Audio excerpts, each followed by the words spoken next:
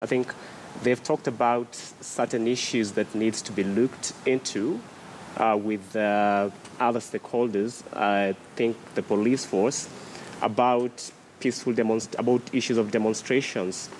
And for me, I think the issue of peaceful demonstration is something that is constitutional, like they've stated, and citizens should not be tortured. They should not be. It shouldn't be interfered with by the police forces. Yeah. It's their right, and I think whatever we've been seeing on social media, if at all they're true, then I think it's something that needs to stop. Yes. Felix, being a biblical scholar, how do you think the clergy has carried itself or conducted itself during this particular time? I think over the past few months, Kenyan clergy has come up in a good way. There has been credibility issues, beginning all the way from the Constitution debate, referendum. I think right now we are seeing them take up their position, being the moral voice of the country. What they've said today, I think, needs to be echoed. And I think we tend to not want to face this, but the largest loss of life in Kenya is caused by our forces. That call for them to respect the chastity and sanctity of life, to respect the Constitution when it allows people to demonstrate peacefully. I would want to add also that they should respect the duty of journalists to go where they are to cover the news. What I've seen so far are the aftermath, burning or darkened buildings. I'm wondering, were the newsmen aware of what was going on to cover live events to tell us, okay, this is what is going on? I think that speaks to something that we probably don't know. When the only reports we have are coming after the event or from official force reports, then you have to ask, are we really getting the whole picture? And so we need, as Kenyans, to really know that we have a constitution in place. We cannot ask one side to obey the constitution and to express their grievances constitutionally, yet we are not asking the other side also to behave constitutionally. That cannot happen. That is what breeds the distrust that we have. And I think the clergy has done well to come out and speak on that. Yes. Prof? I think this is the time when the role of clergy is highly needed more than any other time. And we know the religious leaders, they are non-partisan. Their role is unification of the country. And I must applaud the religious leaders today who have spoken, asking Kenyans to respect one another. For example, the Catholic bishops who talked in the morning, and now we in this group, I want to encourage more of our religious leaders. I don't know whether the Protestants have held in a press conference to call for peace and calm, and also the soup came. So they have a major role to play right now more than any other time, and we really need their intervention and their role. And do you think they're rising to the occasion? Of course, they have a big role to play. Are they playing it out perfectly? Whether they have risen or not, I don't think they have an alternative. They are a major stakeholder in this country. The issue of bringing people together is very critical to them, just like it is with other leaders, political leaders, and other groupings in our country. And again, I think they cannot work in isolation. It requires a joint effort from other stakeholders. I think they've been involved. What we might not know from our cameras and from home is the role they've been playing, especially during the vote tallying. They've been active behind the scenes trying to see what they can do and where they can step in. The role that I ask them to play more is post-election. I think this idea of us talking about peace when the election is around needs to stop. I think they need to step in at their own institutional level and also to put pressure on the national leaders to truly go after peace. Not wait till 2022, then we suddenly get patriotic, then all sermons now become about peace. No, there's a tinge of hypocrisy in us as Kenyans. We need to then take this whole and take it forward after this election. NASA says that it will not be seeking legal redress over some of the claims or reservations they have with this particular election. Felix, What do you think are some of the options they have? And them saying that we know if we go to court, what the kind of outcome it will be. Does it put a taint once again to our justice system in the country? I wouldn't be so fast to say it puts a taint on our justice system. I think it's just good to be to know where your situation is.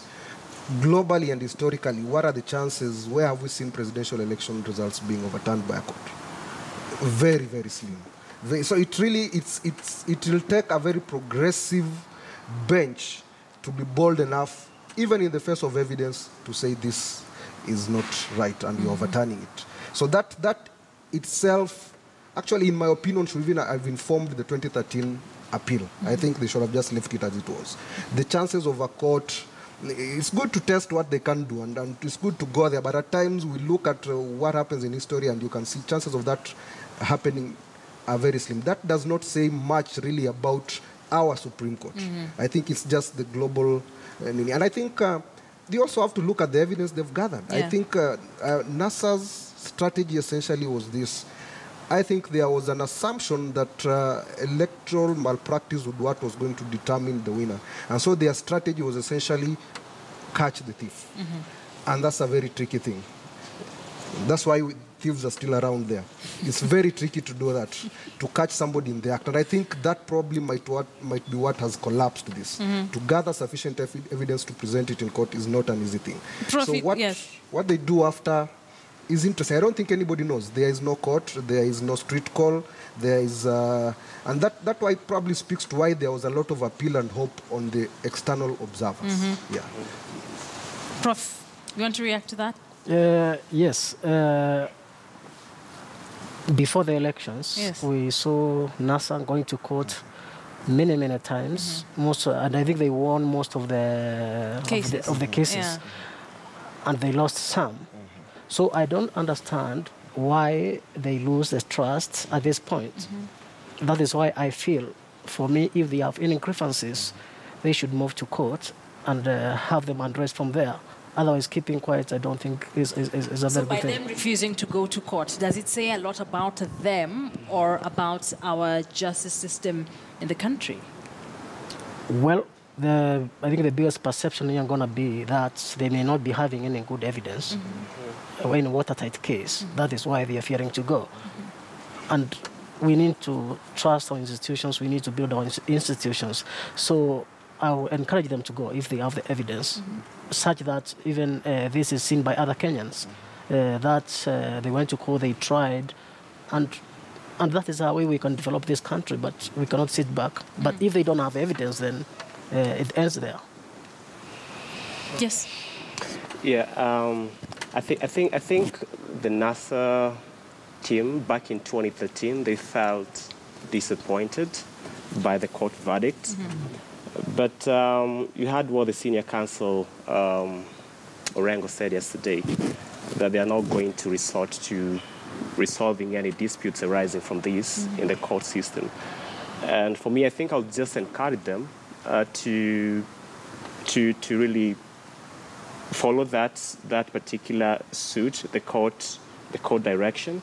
We have a new Chief Justice who's really trying to reform the judiciary, and I think if they have evidence, tangible evidence, I think that's the basis upon which they should really direct their whatever grievance they have to the court system. Yes. But if they do not resort to the courts like they said, and looking at some of the options they have, they don't have really a lot of options that would turn around this decision that was made by the IEBC. But that takes me back to the more than 6 million people that voted for NASA. How do they get closure? I think the issue of closure will remain a big issue. I think the challenge that NASA has to look at, even for those who are appealing to them to go to court, is by going to court and losing that, if they do, it lends more credibility to a situation that they feel is unjustified. That won't change. you see. So why then go? You see, that challenge is there. And that's why I began by saying I don't think this is really a commentary on our judicial system. I think the commentary on the judicial system was made pre-election, and I think the judicial system was found to be rigorous. Yeah. It would be faulty of anyone to make this as a commentary on our judicial system right now. I don't think there's such evidence. And the reality is, and I think we also need to look at that, the chances of a presidential election result being overturned, even in the face of, where is it globally? I think those are also realities that they are also considering. Yeah. And so we do not know what they're thinking. Essentially, this is where they are outside the box. All the options anybody can imagine, at least we can imagine, are exhausted. So what they are going to do will be a very novel thing for what will happen. Yeah. So let's wait and see what they do. Let's not lose our cool. I don't think we are in a position to make any judgments on the evidence or on the courts or anything. We really don't know what is going on. And I hope whatever strategy they take going forward is something that is going to, of course, be peaceful. Because I know the NASA coalition, I'm sure they mean peace, they mean good for this country. Yeah. The international observers gave, most of them gave Kenyans a clean bill of health with regard to this whole process. Of course, NASA has disputed this, but very many times we are never really given such a clean bill of health by the international community. What does this say about us as a country now and our election processes as well, Prof? If we are given such high ratings by the international observers, it means we are doing well. It means IBC conducted this election in a more credible manner, despite the challenges. And as usual, we can never have something which is perfect. That will never happen, even in the developed democracies. So I think to me, it is a step forward in our institution, like IABC, which we know, we can say, from 2013 to 2017, we can say there is a huge improvement in how they handled the election. What we need is to support our institutions so that they can continue to execute their mandates to the satisfactions of all Kenyans. Felix, do you think this is a rubber stamp that our electoral processes are top-notch now? No. I think we need to understand the language and the environment within the international observers operate. These are diplomats. They will not come out very bluntly and probably will phrase whatever it is they feel to say in a language that takes some dissecting before you can understand what they're saying. First of all, almost to a man, they've declared their reports interim. It's not final. Yeah. Second, they have been very categorical on what they think has been handled clearly. That much is clear. So let's not just jump and say, yeah, okay. They have been very categorical in saying X, Y, Z is okay, and this is what we feel. Now, the challenge we face is that when the final report comes out, most of us have lost interest on what they have to say later. And that is where we lose the benefit of having such international observers in our country. 2013, I challenge anyone to really bring out what the international observers said after the election. People don't know. And that is where really lessons have to be learned. That report is what should have helped us to move forward as a country, to look at our systems. But I think that has not yet been done. So I think there was a disappointment on NASA, on supporters of NASA, because they felt the international observers should have been more exhaustive and come out and taken positions, which I think they were not ready to take at that time. And that will come later. But also speaks to something like I alluded earlier. The fact that people really are hoping for salvation from somewhere else. Let me use a theological term. We are looking at ourselves and we feel there is incapacity to do this. The rumor that people had, perhaps we should have a UN-led election, that is what it speaks to. We really do not have trust. And the hope is not just an issue of international observers lending credibility. The hope was that they would do something tangible. And that is what remains unmet. So let's not be too quick to say they have given us a stamp. Let's wait for the final reports and dissect it and see if we can learn something. But like you say, well, by the time the final reports are coming in, Kenyans will be very much uninterested in this. Yes, we'll have accepted and moved on until the next time to accept and move on until it's a vicious cycle. Yeah, it's a cycle.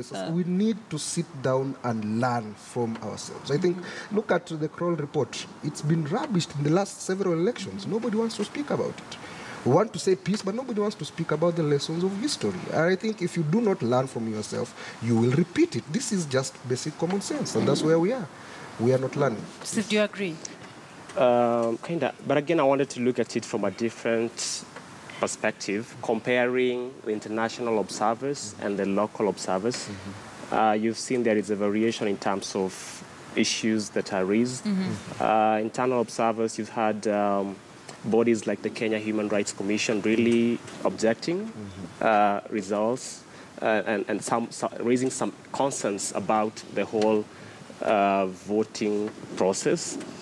And so it points out, it boils down to, I don't know whether the tools, the observation tools that are being used by the international bodies were different from those that are being used by the local observers. So I really don't understand why we have that kind. Maybe Prof can. Well, from a partisan point of view, I want to say the word never, but I don't think I can trust internal observers because somehow we are all partisan. Is it the media? Is it even the religious organizations? We know they are partisan. Yeah. So I'll give more credence to external observers more than internal, because internal observers, they have also some vested interests, whichever the government comes to power. But do you think some of the issues they raise, the internal observers, like the Kenya National Human Rights, like ELOG, we've just had them, do you think some of the things they have raised are valid? Or an argument would also come that internal observers understand this country better than international observers. That's true, and I think there's a general consensus among many players, including the external and internal, that there are issues which need to be addressed for future elections. We need to strengthen, for example, IBC and all the issues which have been raised. How can we cure that? How can we overcome that? That is a challenge which we need to think about. And the other thing, if you look at the ELOG results, for example, I just read the story when we were here, you can see the tallying is in increment with what IBC gave. So, yeah. Felix looks like he wants to say something. I think when we raise the issue of the biases of observers, we need to also acknowledge that this extends up to the internal people. These people have also vested interests. Some of them are bold enough to declare them. Some you have to decipher from yourself. Anybody who presents any statement claiming it to be true, you don't just take that statement, you have to examine them too. And so that should be what our practice is as Kenyans, not just to say, I trust you, therefore what you say is true. We need to really examine what is being said to establish truth on that point, because external observers also have interests. Some of them would want Kenya to move on because Kenya is a significant strategic place for their own security. So the sooner the election moves on, the better for them.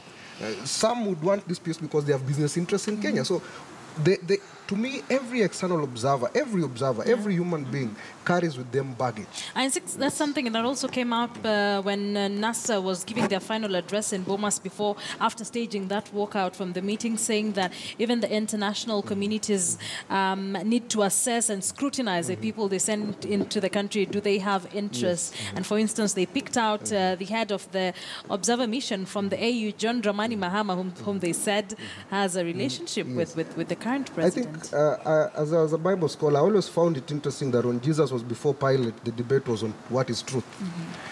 And it's a very elusive thing, that concept of truth. We acknowledge that during war, it's the first victim. It just goes, and I'd say even in politics, it's the first victim, it goes. And so for us to then be very blasé in how we take in statements from anyone, in a political context, is a bit negligent on our part. And so anybody who says anything, really, we need to examine to find the truth. That should be our where we invest a lot of effort, because it's elusive, but it's where we find freedom. Yes. Yeah, I think moving forward, the best thing is to strike a balance of all the recommendations, all the reports which are coming from internal and external, and get the best out of it so that you can improve in the future. That is how I would like to look at it. Yes. We leave out which we think is biased, is not good enough to help us. We incorporate the things which we think are good for us. So did the international observer groups do good for us this time round? in this particular election? I'll start with you, Steve. I think looking from, judging from their observation overally, they are concerned more about the stability of the country. And they didn't... They didn't look into... They're concerned more with the stability than... Yes, and I think, of course, they said that theirs was just to observe. It wasn't more of those technical stuff, you know. And so I think going forward, whichever observer mission that comes to Kenya to observe elections, I think they need to be people who know that this is a very sensitive matter. Election is a very sensitive matter. It's about stability of the country. It's about cohesion. It's about so many other things that plays into it. And so, yeah, I think that needs to be taken into account going forward as a learned lesson going forward. Yeah. All right, let's take a look at another story before we get into the conversation. In Kiambu County, one man has made history after being elected the first Luo member of the Kiambu County Assembly. Sarah Sumonde is now the MCA-elect for the Kahawa Wendani ward. Let's take a look at that.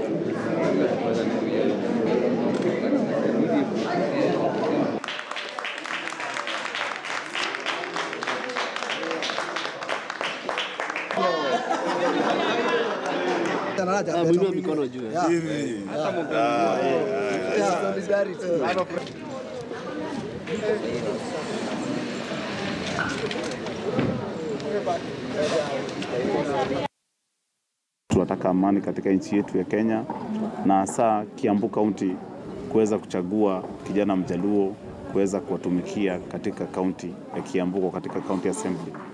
Ni safari na ni raha, na saa hii tunasema Kahawa Wendani, you have made history, na sasa sisi ndio watu ambaye tunataka kumaliza tribalism katika hii country yetu Kenya. We are going to start with Kahawa Wendani because mmeonyesha inaini upendo, na mimi nasema kama kiongozi wenyu sitabagua mtu yoyote because mmenionyesha kwa upendo kunichagua bila kunibagua. Mimi sipigi kelele, hata eneo langu nimeona 9,000 votes zimeenda kwa Raila na hamukusikia mimi nikipiga kelele. Hii ni uchaguzi ya haki na ukweli. Kama tungekuwa tumefukuza watu na mimi najua hao watu wake ndio walimpatia hiyo kura. Kwani alipewa na nani? Hata kuna MCA. Vile eneo langu hivi hapa Wendani, yule mtu tuliweka kwa Jubilee ni mtu kutoka kwake, ni mtoto wake wa kutoka Siaya. Na mimi na hata alikuja kwangu kulia King'ara, watu hanipendi, mimi nikaenda, na hata asubuhi leo nimemwambia. Mimi nimeongea na wazee wale wenye shamba ya Wendani hapo, mwanamke yuko Rangata zote nimeongea, nimemwambia huyu mtoto mmezaa, hata kama hatii msomeseni, na mimi kama amekosea ambia King'ara. Na hii kitu tumesikizana asubuhi, na tutamfadhili tuone amesimama kama kiongozi na ametoka Siaya. Now, Thika erupted into dance and song. Immediately, Uhuru Kenyatta was declared winner in the presidential race. Let's take a look at that.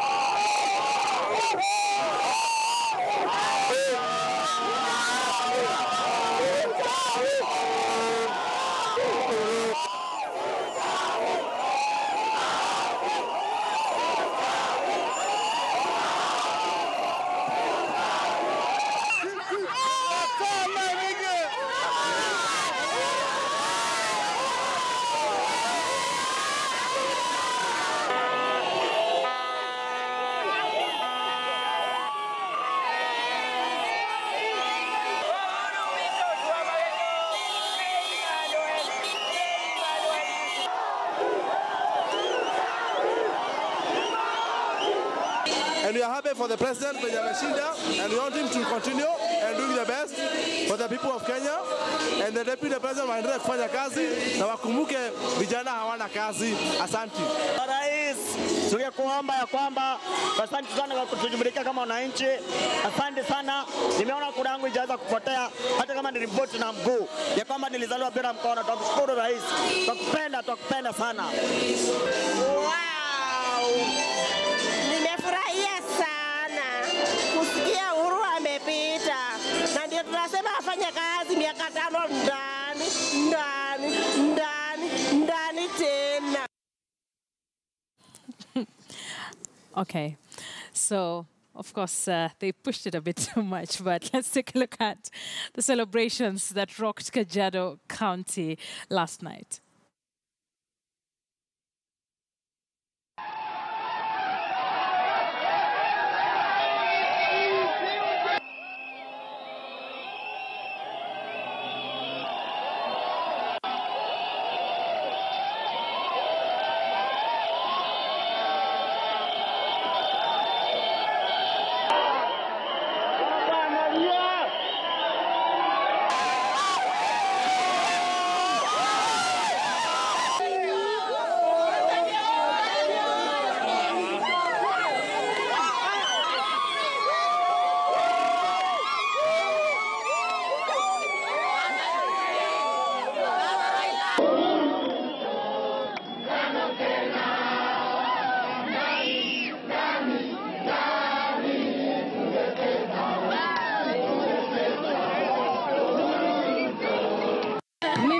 Kushukuru kwa amani iliye katika Kenya. Nina furaha nyingi kwa sababu ya kuweza kuwa Mungu amemtuchagulia president. Pasipo kung'ang'ana, tuliamka asubuhi kila mmoja kwa kupenda kwake, na sasa sisi tuko na amani. Leo tunafurahia ushindi wa President Uhuru Kenyatta, kwa sababu tulitaka huo utawala wake kama Mungu angesaidia uendelee, na tumekuwa tukiuombea kwa muda mrefu, na tunafurahia vile tumuitika hapa na watu wa pikipiki na raia wengine kama jinsi unavyowaona wakisherehekea. Confusion reigned this morning when Kitui Governor-elect Charity Ngilu walked into the county tallying centre to collect her certificate, only to find it closed and the IEBC officials absent. Ngilu drove into the tallying centre at Kitui's Multi-Purpose Training Institute to find the county returning officer Gogo Nguma having left. Enraged, Ngilu wondered why Nguma had broken his promise to issue her the election certificate at 8 a.m. but otherwise and closed business at 4:30 a.m. and left the tallying centre without notifying her. Let's just listen into that clip. What is this? One count, not giving me my certificate. Has he been compromised? When he comes, you can tell him to bring it. If he wants to bring it, he can bring it. If he doesn't want to bring it, atapelekea yule anataka kupelekea.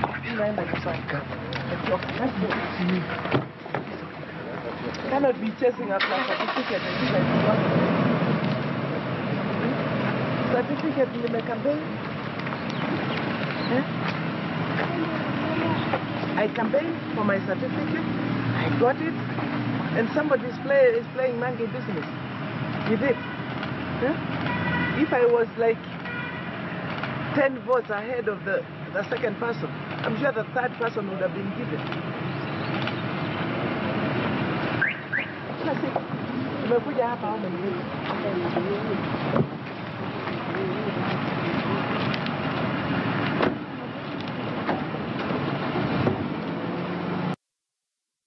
And in Makueni, Professor Kivutha Kibwana has won a second term in office and promised to complete the projects that were still pending. Which has come, and I know that we shall work well with them, and we will do great things for Makueni. The water agenda, the youth agenda, those are very key agendas which we will strive to ensure they are zinafanywa vizuri, and because for me this is going to be, God willing, if I hope I'll be around for 5 years, this will be my last stint in politics. So I would like to do my very, very best. As you can see, with a spouse here and grandchildren, I look forward after this stint to really put more time in playing with them and to be available huku nyumbani zaidi. Well, that is Kivutha Kibwana after retaining his seat as the governor for Makueni. Now, another governor who retained his seat is Kisses James Ongwae. Let's take a look at what he said after winning that particular seat.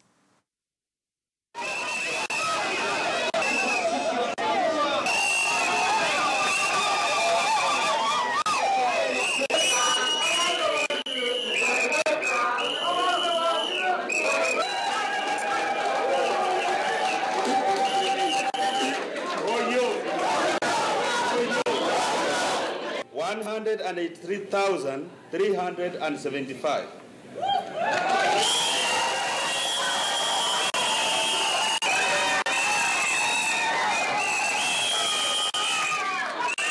Hii timu ilikuwa timu kubwa sana iliyochangilia sana haswa sisi kwa NASA. Na sitamaliza bila kusema, ningependa kuomba IBC haswa sana ione kabisa ile malalamishi imetolewa na kiongozi wetu Mheshimiwa Raila Amolo Odinga kupatia haki yake, kwa sababu sisi kama watoto wa NASA tunataka haki yetu ipatiwe. We are going to work as a team with my deputy Mangi, with my senator now from Nairobi, Professor Sam Ongeri, and the county MP. We are going to work to ensure that we change this county and we develop it in the manner that the Kisii people want. We shall not shy away from being pointed out where we are going wrong, because that's the essence of democracy. Equally, we shall not shy out in pointing out where the ills are. For instance, our own national anthem.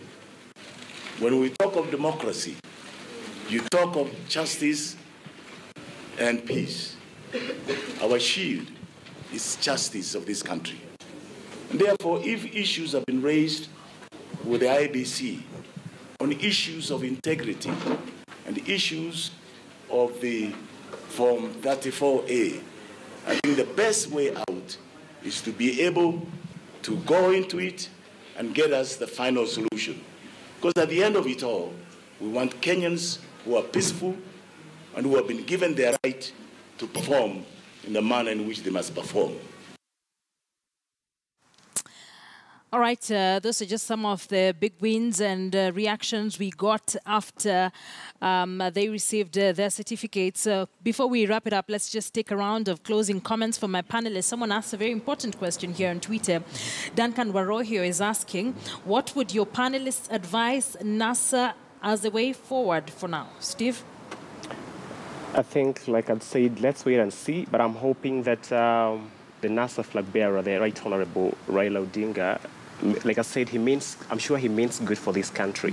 And whatever next steps is going to take, are steps that are going to lead this country into more cohesion than division. Prof?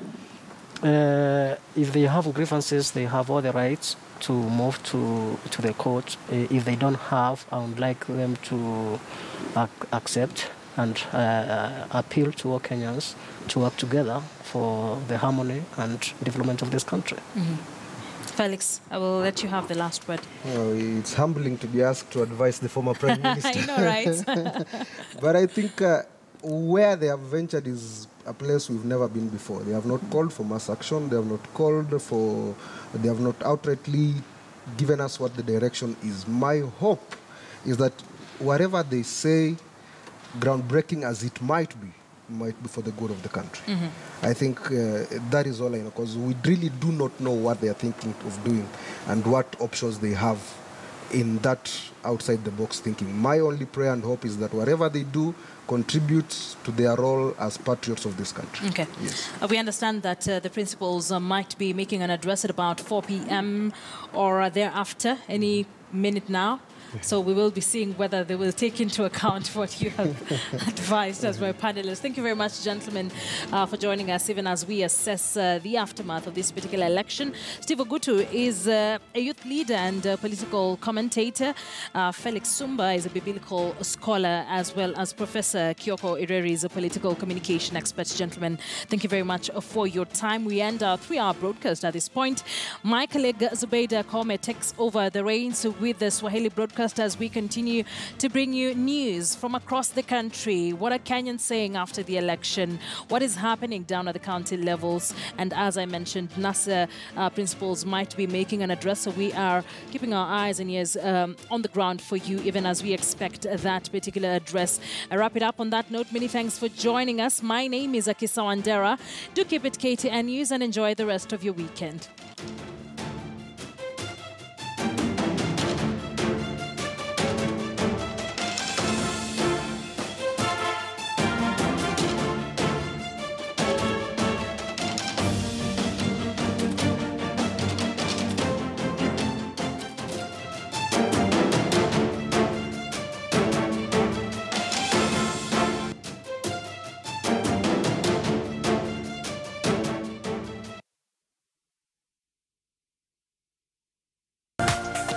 This is KTN News.